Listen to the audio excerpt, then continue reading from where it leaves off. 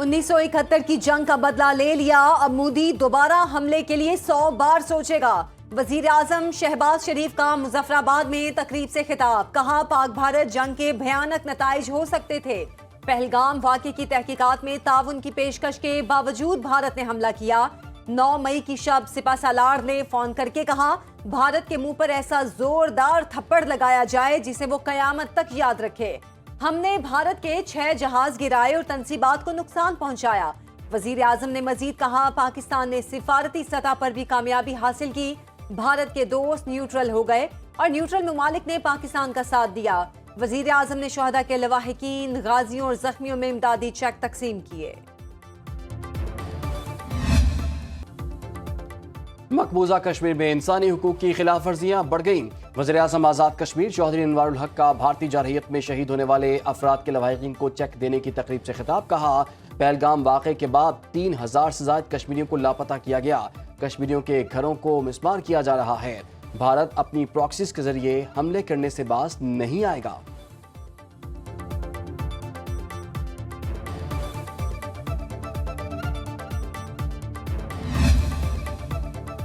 خوزدار واقعے کے پیچھے بھارت کا ہاتھ، انڈین پراکسیز کو باز آ جانا چاہیے اور پاکستان کے دیے گئے جواب سے بھارت کو سبق سیکھنا چاہیے۔ نائب وزیر اعظم اسحاق ڈار کی میڈیا بریفنگ، کہا بھارت کی پراکسی وار سے متعلق لائحہ عمل طے کرنا ہوگا۔ اندرونی غلطیوں اور خرابیوں کے باعث دہشت گردی نے سر اٹھایا، ایگزیکٹو آرڈر کے ذریعے 100 سے زائد دہشت گردوں کو جیل سے رہا کرایا گیا۔ دہشت گردی کے ساتھ ویسے ہی نمٹیں گے جیسے پہلے نمٹا۔ دورہ چین میں بھی دہشت گردی کے مسئلے پر بات ہوئی، افغانستان سے کہہ دیا اپنی سرزمین پاکستان کے خلاف استعمال نہ ہونے دے۔ چینی وزیر خارجہ نے پاکستان کی سلامتی، خود مختاری اور سالمیت سے گہری وابستگی کا اظہار کیا۔ 25 مئی کو پاکستان افریقہ دوستی کا دن منایا جائے گا۔ ایوان بالا کا خوزدار میں شہید بچوں کو خراج عقیدت، وقفہ سوالات معطل کر کے شہداء کی بلندی درجات کے لیے دعا۔ سینیٹر عرفان صدیقی نے کہا کہ بھارت پاکستان میں دہشت گرد تنظیموں کی سرپرستی کر رہا ہے۔ سینیٹر انوار الحق کاکڑ نے کہا کہ خوزدار میں دلخراش واقعے سے پورا پاکستان غمزدہ ہے۔ بزدل دشمن نے خوزدار میں ہمارے معصوم بچوں کو نشانہ بنایا۔ پی ٹی آئی کے پارلیمانی لیڈر سینیٹر علی ظفر نے کہا بس اب بہت ہو چکا، دہشت گردوں کے لیے کوئی رحم نہیں ہونا چاہیے۔ سینیٹر شہری رحمان نے خوزدار واقعے کو قومی سانحہ قرار دیا۔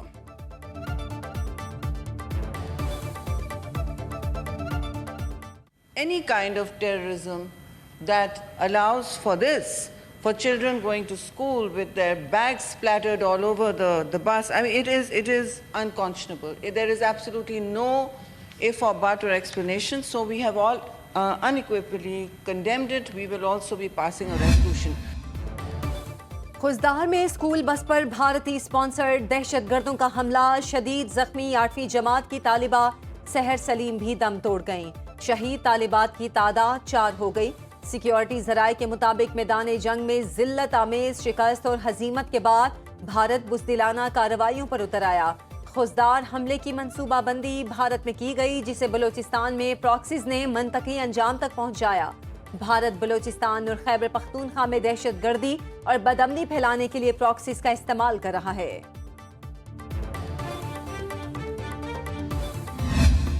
سے کئی گنا بڑے دشمن کو ہم نے شکست فاش دیے، ان کے رافیل طیارے ہم نے اپنے جے ایف تھنڈر سے گرائے ہیں۔ کوئی پاکستان کی طرف میلی آنکھ سے اگر دیکھے تو اس کو اس مولٹن لیڈ وال کے سامنے سے آگے سے اس کے اوپر گزرنا ہوگا۔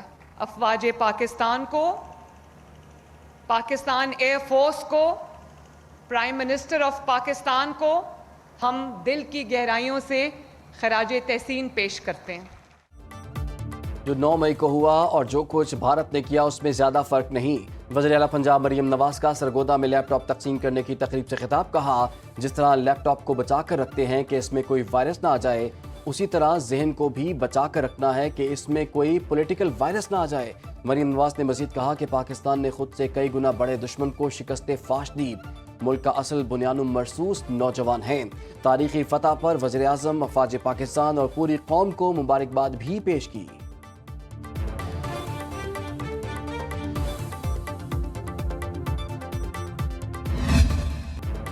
پاکستان کے لوگ بہترین اور اس کے رہنما عظیم ہیں. امریکی صدر ڈونلڈ ٹرمپ کی پاکستانیوں کی تعریف. میڈیا سے گفتگو میں کہا پاکستان اور بھارت میں جنگ بندی میں نے کرائی. دونوں ممالک سے کہا کیا کر رہے ہو. پاک بھارت تناؤ کے دوران مسئلہ بڑھتا جا رہا تھا. امریکہ پاکستان اور بھارت سے بڑے معاہدے کر رہا ہے. بھارت میں میرا دوست مودی ہے. خطے میں امن کے فروغ کے لیے واشنگٹن بھرپور کردار ادا کرتا رہے گا.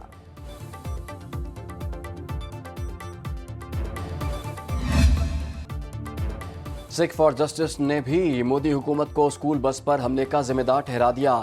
گرپتون سنگھ پنو نے شدید مذمت کرتے ہوئے کہا کہ خوددار حملے کے پیچھے بھارت کا ہاتھ ہے.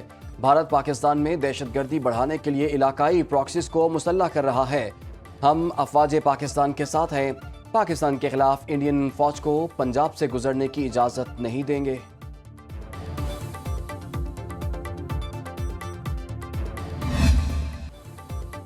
آپریشن سندور کی ہزیمت چھپانے کے لیے بھارت میں مسلمانوں کے گھروں پر مسلسل حملے. انتقام میں پاگل مودی سرکار کا مسلمانوں کے خلاف بلڈوزر آپریشن. ہزاروں مسلمان خاندانوں کو گھر بدر کر کے ان کے مکانات مسمار. ٹی آر ٹی نے تفصیلی رپورٹ اور ویڈیو جاری کر دی. نسل کشی کی جانب بڑھتا بھارت اپنے ہی شہریوں کو نشانہ بنا رہا ہے. مودی سرکار نے غیر قانونی بنگلہ دیشی کا بہانہ بنا کر مسلم بستیوں پر بلڈوزر چلا دیے. 7,000 سے زائد گھروں کی زبردستی خالی کرا لیا گیا. انہی علاقوں میں موجود ہندوؤں کے مکانات کو ہاتھ تک نہیں لگایا گیا. Move the resolution that this House is of the opinion that government should take immediate steps to condemn India's unlawful and unilateral declaration to holding the Indus Water Treaty in abeyance is blatant violation of the treaty which clearly amounts to an act of war. قومی assembly میں بھارت کے خلاف سنتاس معاہدے کی غیر قانونی معطلی پر قرارداد متفقہ طور پر منظور. قرارداد وفاقی وزیر آبی وسائل معین بٹو نے پیش کی. متن میں کہا گیا کہ بھارت کے یک طرفہ اقدام کو جنگی اقدام سمجھا جائے. حکومت بھارت کے غیر قانونی اور یک طرفہ اقدام کی روک تھام کے لیے فوری اقدامات کرے. Off grade captive power plants پر لیوی کے نفاذ کا بل بھی قومی اسمبلی سے منظور.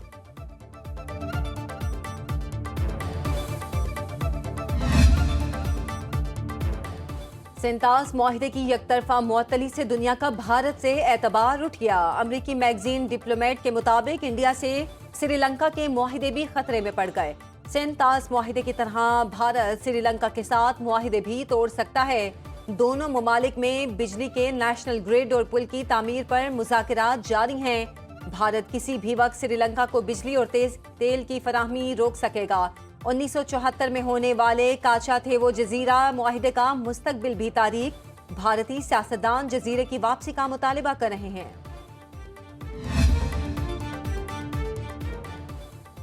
پاکستان کا بھارتی ہائی کمیشن کے اہلکار کو ناپسندیدہ قرار دے کر ملک چھوڑنے کا حکم. دفتر خارجہ کے ترجمان کے مطابق بھارتی سفارتی اہلکار مشکوک سرگرمیوں میں ملوث تھا. پاکستان نے 24 گھنٹوں میں ملک سے نکل جانے کی ہدایت کر دی. بھارتی ناظم الامور کو وزارت خارجہ بلا کر فیصلے سے آگاہ کر دیا گیا.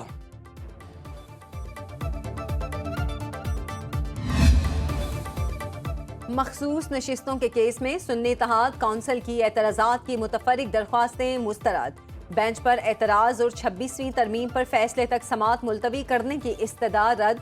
سپریم کورٹ آئینی بینچ نے نظر ثانی کیس براہ راست نشر کرنے کی درخواست منظور کر لی. جسٹس امین الدین خان کی سربراہی میں 11 رکنی آئینی بینچ نے متفقہ فیصلہ سنا دیا. عدالت کا آئی ٹی ڈپارٹمنٹ کو لائیو سٹریمنگ کے انتظامات کرنے کا حکم. مخصوص نشستیں پی ٹی آئی کو دینے کے خلاف نظر ثانی کیس کی آئندہ سماعت 26 مئی کو ہوگی.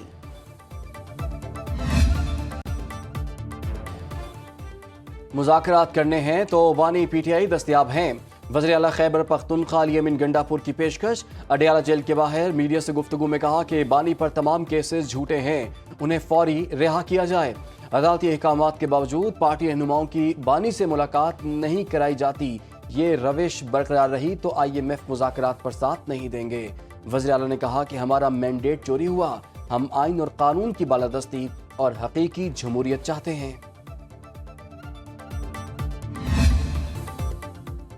اور سوشل میڈیا ایپ کے ذریعے بم بنانے کا طریقہ سکھانے والے مجرم کو 2.5 سال قید کی سزا۔ انسدادی دہشت گردی عدالت لاہور نے ٹرائل مکمل ہونے پر فیصلہ جاری کر دیا۔ عدالت کا مجرم حنان عبداللہ کو 50,000 روپے جرمانے کا بھی حکم۔ فیصلے کے مطابق FIA نے دوران ٹرائل 8 گواہ پیش کیے۔ مجرم پر بم بنانے کا طریقہ سکھانے کا الزام ثابت ہوتا ہے۔ مجرم حنان کو حراست میں لے کر کوٹ لکھپت جیل منتقل کرنے کا حکم۔